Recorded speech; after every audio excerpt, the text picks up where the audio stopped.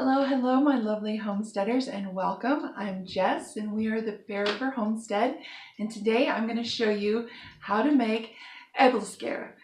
Now, this dish is so much fun. It's very similar to like a buttermilk pancake, only it's made in a special cast iron pan that allows you to roll the batter as it's cooking to form a ball. Traditionally, people will actually put bits of apple in the batter while it's cooking, so when you bite into it, you've got this nice little sweet surprise. The dish does come originally from Denmark, and I learned it from a dear friend who has actually since passed away, and now we make it anytime I'm thinking of him or missing him or we talk about him. It's just a really nice tradition that my family has started to kind of remember this person that was very, very special to us. Traditionally, it's eaten on Christmas or around Christmas time in Denmark, but like I said, we have started just making it whenever we feel like it. So I'm going to take you step by step. I'm going to put the written recipe in the description box below. So what you're seeing, it's not going to be measurements or anything. I'm just kind of putting the batter together, but the specifics are in the description box. Thank you guys. Here we go.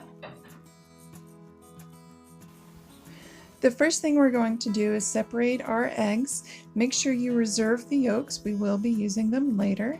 Then we're going to beat our egg whites until they form stiff peaks.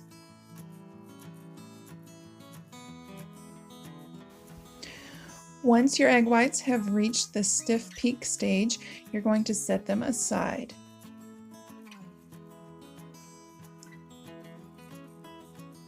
Into our flour, we're going to add baking powder, baking soda, sugar, and salt. Our reserved egg yolks.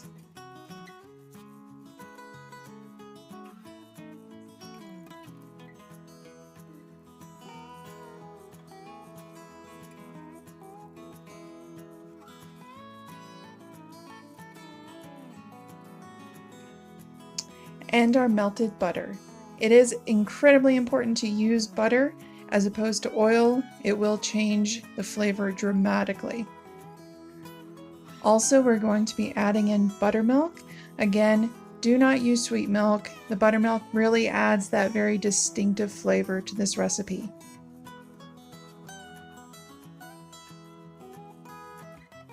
And then we're going to stir until just combined.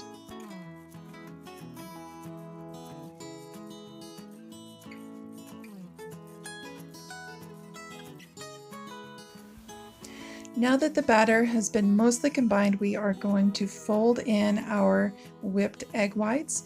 Be sure to fold gently. You want to keep as much of that airiness as possible.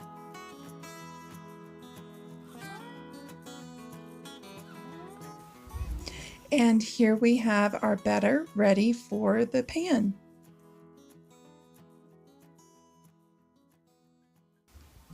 I have allowed my pan to begin heating up over a medium-low heat while I'm making my batter. If your pan is too hot when you're pouring the batter in, you will get burnt outsides of the æbleskivers and the inside will still be doughy. So correct pan temperature is crucial. Also, you want to use butter in the wells of the pan to help them not stick. Again, butter is crucial to this recipe. Do not substitute with oil. Traditionally, knitting needles would be used to turn the æbleskivers. I am using a skewer instead. When the æbleskivers are ready to begin turning, you'll actually be able to poke through the batter into the crispy outer layer and give them a nice lift and turn. You don't want to turn them all the way over the first time or you'll just have miniature pancakes. You do have to turn them in steps.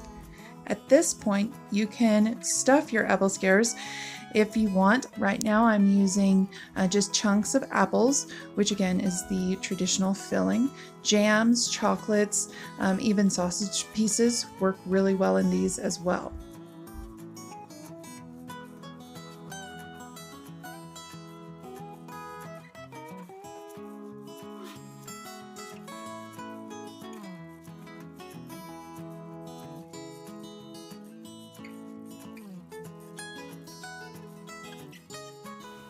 And now we are going to continue turning our æbleskivers a little bit at a time until we have formed perfectly round pancake balls.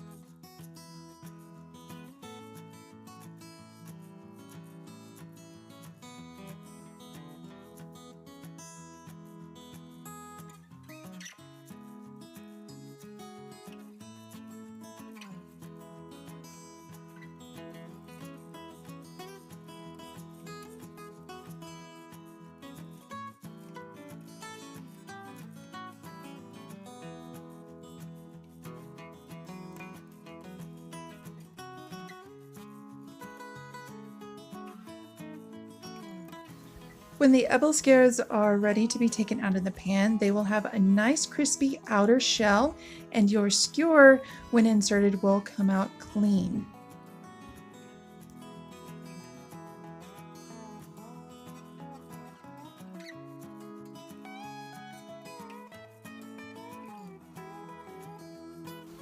I'm not sure if you can tell in the video, but when I poked this one, there was actually a little bit of batter that came oozing out, of course, meaning that it was not done cooking.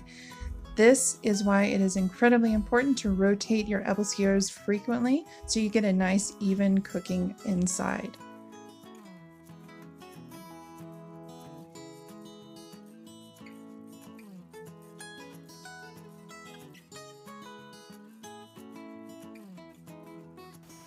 And now you're ready to enjoy your first batch of æbleskivers. And there we have it, guys. Fresh, homemade æbleskiver.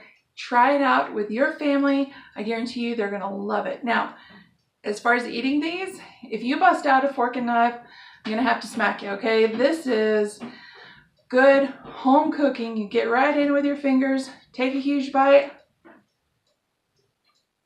I'm telling you guys, there's nothing like it.